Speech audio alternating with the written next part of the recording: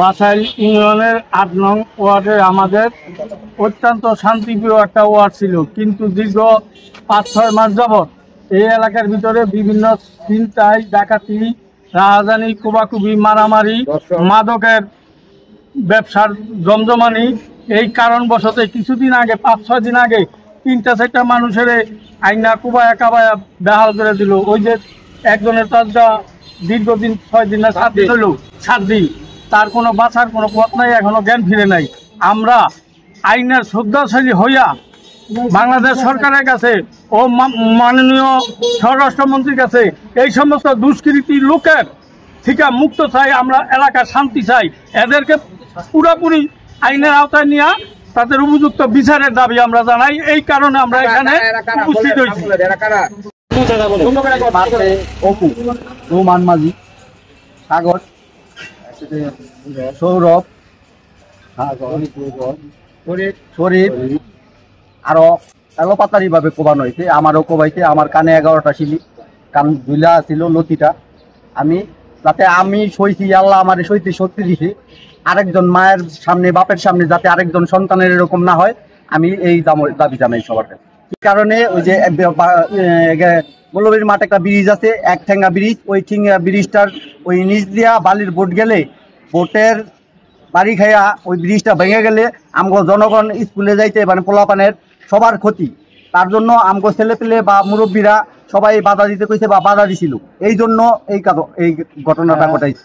আর রইল বালির ব্যাপারী, পুলিশ জানাইছে, আমরা মামলা করছি। এরপরে এরা 6 জন লোক রেখে আমার পোলা আইসিইউতে এখনো জ্ঞান ফিরে নাই, লাইফ সাপোর্টে। এখানে এরা করছে কি, জামিন পেয়ে গেল 6 জন লোক, মানে একদিনে ধরলো, আরেক দিনে জামিন পেয়ে গেল। এখন যদি আমার ছেলে লাইফ সাপোর্টে, আমার ছেলের জ্ঞানই আসে নাই। এই লোকগুলা, এই 4 জন তো মানে একদিনে ধরে আরেক দিনে জামিনে এসে পড়লো। এখন বিভিন্ন থানায় এগোর সাথে নামে মামলার এজাহারভুক্ত আসামি তারা। চিন্তাই, রাহাজানি, খুন, ধর্ষণ, মানে তাদের অতিথ্যে, তাদের জ্বালাতন নাই গ্রামবাসী। তাদের এই যে এই অপু বাহিনীর এবং রুমানের জ্বালায় গ্রামবাসী অতিষ্ঠ, গ্রামের নিরীহ মানুষ এবং এই আমাদের যে মা বোনরা এখন এই যে বাইরেতেও কষ্ট হয়ে যেতেছে। এখন বাসা থেকে যে বাইরে হইব এই চিন্তা করতেছে যে কখন আমাদের ধরে নিয়ে যায়। এদের এই অপুর এই মিনিমাম ঢাকায় কলাবাগান থানায় আছে 10-12টা মামলা, আমাদের যেখানে আছে অনেক মামলা। কিছুদিন আগে যে চতুর্থরে দ্রুত আইনের মামলা আছে। এখন অনেক কোনো আইনেই কিছু করতে পারে না, ওর সাথে প্রভাবশালী লোক আছে, ঠিক আছে। এখানে বহুত প্রভাবশালী যায় থানায় লিয়াজু করে থানা ইয়া করে দিতেছে ওদেরকে, জানি ওদের কোনো সমস্যা না হয়, ঠিক আছে। আমরা থানায় গেছি, উল্টা আমাদেরকে থানা থেকে প্রেশার সেট করতেছে যে আপনাদের নামে মামলা হবে। আমরা কি করছি, আমাদের ছেলে পেলেরে মাইরা, ঠিক আছে। এখন 7 দিন যাবৎ আমাদের ঢাকা মেডিকেলে এখনো জ্ঞানই আসতেছে না, উল্টা আমাদেরকে থ্রেট করতেছে। এখন আমি মাহবুব এখন থানায় যাইতেছি বা কোর্টে যাইতেছি, আমাকেও থ্রেট করতেছে, তোরে মেরে ফেলাম, ঠিক আছে। আমি কি করবো, আমার জানেন তো নিরাপত্তা নাই।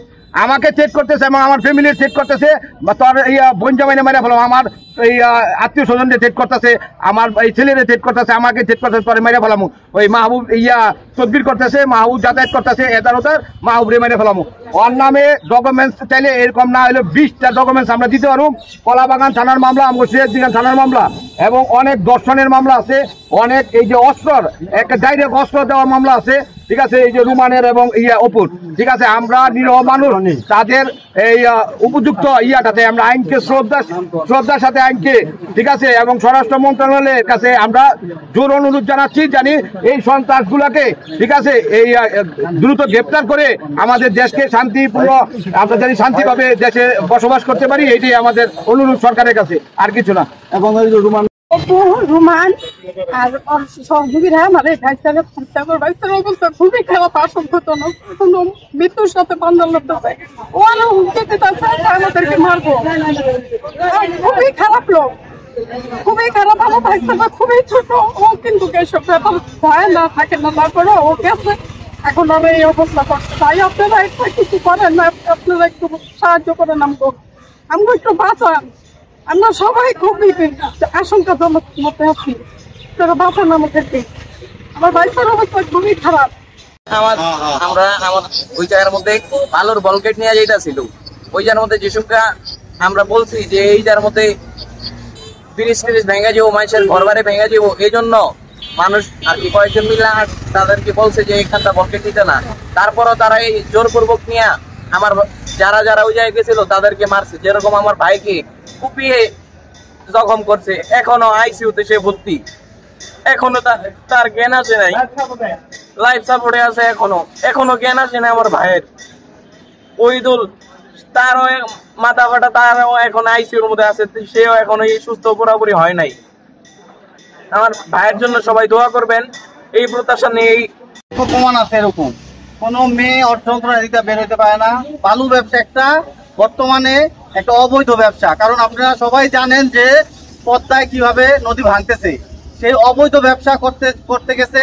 ইভেন গ্রামের মানুষের যখন ওই বালুর ভোট নেয়, ঢেউয়ে মানুষের বাড়ি ঘর ভাঙা যায়, মাটি ভাঙা পড়ে, এবার এর জন্য গ্রামবাসী ওদের করছে, বাধা দিছিল। বাধা দেওয়ার কারণে ও হাতের সামনে যারে পাইছে, আমার চাচাতো ভাই, আমার চাচা আরেক চাচারে আর কি অকথ্য ভাবে কোবাকুবি কইরা যখন করে রাখছে। আমার চাচাতো ভাই এখনো লাইফ সাপোর্টে।